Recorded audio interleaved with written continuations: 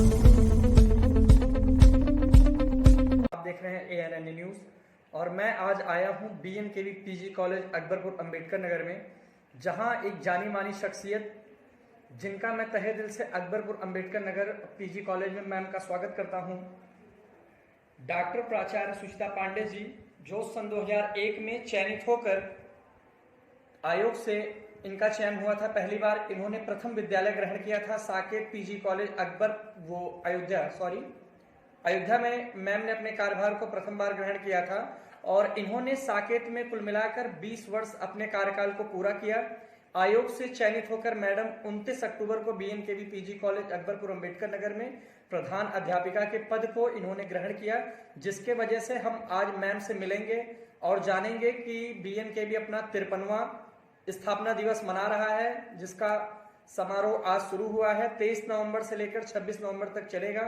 इसमें खेल का कार्यक्रम है, सांस्कृतिक कार्यक्रम है और इसके संदर्भ में हम मैम से जानने की कोशिश करेंगे कि यह प्रोग्राम किस तरीके से किस किस कार्यक्रम को आप बताना चाहेंगे अपने शब्दों के द्वारा। बहुत बहुत धन्यवाद आपका। 23 नवंबर से हमारा यह कार्यक्रम आयोजित हो रहा है। आज इसका उद्घाटन समारोह था और उद्घाटन समारोह के साथ साथ क्रीड़ा प्रतियोगिताएं छात्राओं की आयोजित की गई हैं। इसका जो पुरस्कार वितरण है वो आज ही के दिन साथ साथ हो जाएगा। 24 तारीख को छात्रों का जो भी हमारी क्रीड़ा प्रतियोगिताएं हैं, विभिन्न तरीके की एथलेटिक्स इवेंट्स हैं और शतरंज और बैडमिंटन इत्यादि, वो प्रतियोगिताएं कल आयोजित की जाएंगी और तत्पश्चात 25 तारीख को हमारा सांस्कृतिक प्रतियोगिताएं आयोजित की जाएंगी सांस्कृतिक परिषद के तत्वाधान में। और इसके जो प्रथम द्वितीय तृतीय विजेता रहेंगे उनको पुरस्कृत किया जाएगा 26 तारीख को हमारा समापन समारोह है, जिसको हम स्थापना दिवस समारोह के रूप में हर वर्ष मनाते हैं।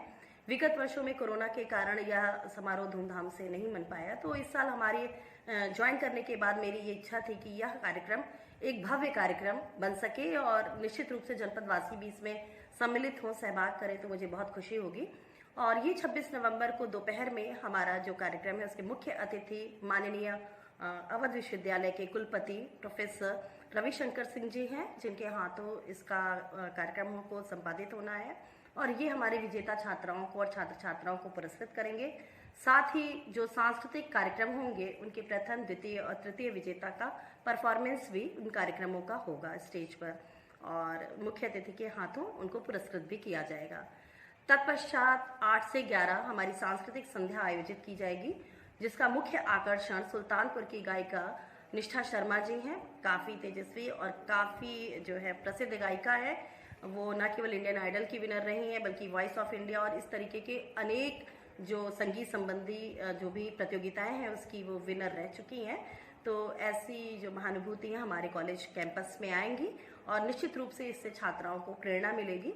तो इस तरह का 26 नवंबर का जो सांस्कृतिक संध्या है उसमें मुख्य अतिथि के रूप में माननीय जिलाधिकारी महोदय हमारे बीच उपस्थित रहेंगे और विशिष्ट अतिथि के रूप में माननीय पुलिस अधीक्षक जी हमारे बीच हमारे कैंपस में आएंगे। तो इसके माध्यम से, इस चैनल के माध्यम से मैं समस्त जनपद वासियों को भी इस कार्यक्रम में सम्मिलित होने के लिए उनको निवेदन करती हूँ और इसी के माध्यम से मैं उनको निमंत्रण भी प्रेषित कर रही हूँ। अच्छा मैम, हम ये जानना चाहेंगे कि आपने अपने कार्यभार को यहाँ पे ग्रहण कर लिया है, तो इसके बाद बच्चों में जो एक पढ़ाई को लेकर विकास करना है, जो विद्यालय में और सुविधाएं देनी है बच्चों के लिए, तो आप किस तरीके से करेंगे? क्या आप उन बातों को अपना निम्नोत बताएंगे? जी बिल्कुल। आयोग से चयनित होकर जब मैं 29 अक्टूबर को मैंने कार्यभार ग्रहण किया तो इस प्रतिष्ठित महाविद्यालय के पदभार ग्रहण करने के पश्चात मेरे मन में बहुत सारे सवाल भी उठे और बहुत सारा मुझे थोड़ी सी तकलीफ हुई कि यह महाविद्यालय जो पूर्व का एक गौरव रहा है और इतना इसकी गौरवशाली परंपरा रही है, इस समय मुझे इसकी स्थिति को देखकर थोड़ा सा दुख हुआ। तो मेरा विज़न ये है कि अभी मुझे यहाँ जितना भी मेरा कार्यकाल है तो मुख्य मेरा जो विज़न है यहाँ पर सबसे पहले नैक कराना। नैक मेरी प्राथमिकता है, जिसके माध्यम से महाविद्यालयों की ग्रेडिंग होती है और जब एक बार यह ग्रेडिंग हो जाएगी तब हमारे महाविद्यालय को UGC के माध्यम से तमाम सुविधाओं के लिए हमें फंड मिल सकेगा। और जो मेरी एक योजना है कि आगामी आने वाले वर्ष में और वो मैं एक विज्ञान संकाय और कॉमर्स का संकाय यहाँ पर उपलब्ध हो सके, तो छात्र छात्राओं को दूर ना जाना पड़े, विज्ञान की भी यहाँ पर उनको क्लासेस मिल सके, कॉमर्स की क्लासेस मिल सकें। साथ ही अगले सत्र में मेरा एक दृढ़ संकल्प है कि यहाँ की छात्राओं के लिए कुछ विषय जैसे गृह विज्ञान है और संगीत है, उर्दू है, ऐसे विषयों को ज़रूर, और शिक्षा शास्त्र, इस तरीके के विषयों को ज़रूर यहाँ पर सेल्फ फाइनेंस कोर्स के अंतर्गत सम्मिलित किया जाएगा, जिससे हमारी छात्राओं को इन विषयों को, जो यहाँ अध्ययन की सुविधा इस समय नहीं मिल पा रही है, तो वो यहाँ पर आकर के उनका अध्ययन कर सके। दूसरी प्राथमिकता पठन और पाठन के स्तर को बनाए रखना है और उसे उच्च स्तर तक ले जाना है, जिससे यहाँ के छात्र छात्राएं आगामी जो भी प्रतियोगी परीक्षा में सम्मिलित होते हैं तो उन्हें उसका भी एक प्लेटफॉर्म मिल सके, एक माहौल मिल सके। एक मेरी योजना बच्चों को प्रतियोगी स्तर की जो परीक्षाएं होती हैं उनकी भी कोचिंग उपलब्ध कराना है। तो इसके लिए एक सरकार की योजना चल रही है, अभ्युदय योजना। तो शासन से बातचीत के बाद उसका भी एक यहाँ पर मैं मतलब सुविधा बच्चों को निकट भविष्य में ज़रूर देने की कोशिश करूँगी कि यहाँ उसका सेंटर हो जाए अभ्युदय का, और छात्र छात्राएं यहाँ पर, उन्हें कहीं और दूर ना जाना पड़े प्रतियोगी परीक्षाओं के लिए। जो लखनऊ और इलाहाबाद बच्चे दिल्ली जाते हैं वो यहीं पर रहकर उन सुविधाओं को प्राप्त कर सकें। अनुशासन बच्चों को अच्छा मिल सके, पठन पाठन काफ़ी उच्च स्तर का हो, ये मेरा विज़न है।